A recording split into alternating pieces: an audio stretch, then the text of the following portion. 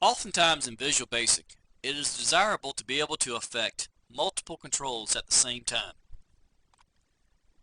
To do so, you must first create a group of controls. Once a group has been selected, you can move the entire group at once. You can set similar properties for that group, and you can also perform alignment on that group.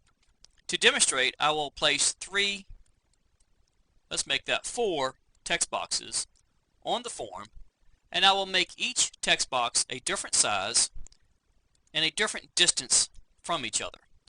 Now, as you can see, I have 4 text boxes, and there really is no commonality among them other than the fact that they are all indeed text boxes. But I would like to make all 4 of these text boxes to look similar. So I can do so by first selecting them as a group. One technique is to move the cursor to the upper left corner of the first text box and simply click and drag so that all 4 text boxes are now either within or are touching that dotted outline. When I release the mouse button, you'll notice that each of the 4 text boxes now have been selected. You'll notice that text 1 has the blue sizing handles while text 2, 3, and 4 have white sizing handles. I will discuss the significance of that shortly. Now that all 4 text boxes are selected as a group, I can choose any of these text boxes and move it to a different location. And as I do that, as you're witnessing, each of the text boxes will move as a group. If I would like to align all 4 text boxes so that all left edges are perfectly aligned, again, once the items are selected as a group, I can go up to Format on the main menu bar and choose Align.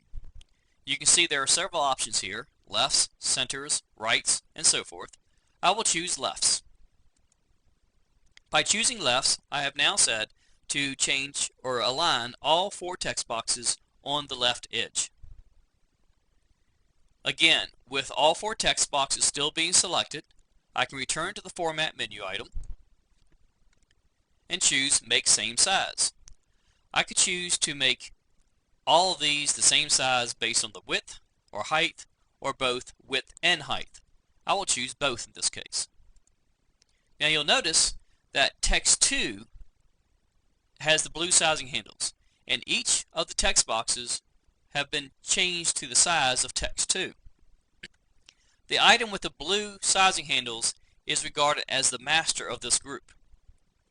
I can choose which of these text boxes is to be the master by selecting it last.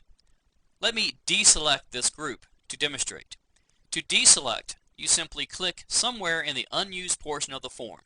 That is, somewhere where there's not another control.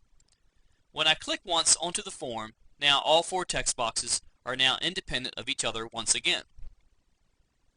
If I decide I want to make text 1 my master, I could resize text 1, leaving text 2, text 3, and text 4 the size that they currently are. Now I want to select the entire group, but I want text 1 to be my master. To do so, I first select, for example, text 4. And then I hold down the Control key. Holding and pressing the Control key, I then select text 3, text 2, and then finally text 1, and then release the Control key. By doing so in that order, I have made text 1 my master, and I've also selected a group. You'll notice that text 2, 3, and 4 have the white sizing handles, where text 1 has the blue sizing handles. Now if I return to the Format menu item and choose Make Same Size and choose both again, you'll see that text 1, 2, 3, and 4 all are the same size according to text 1.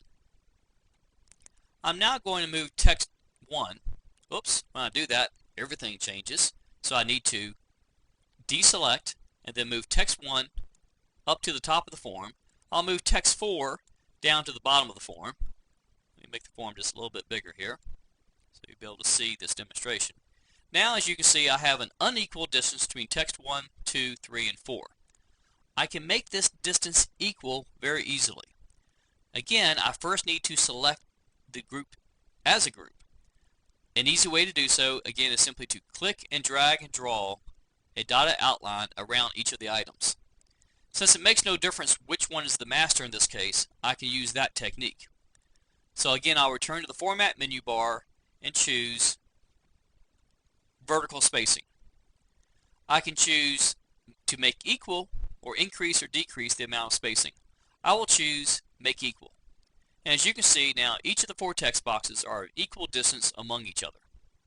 If I don't like this much space between these 4 text boxes, I can return to Format, vertical spacing, and click on decrease.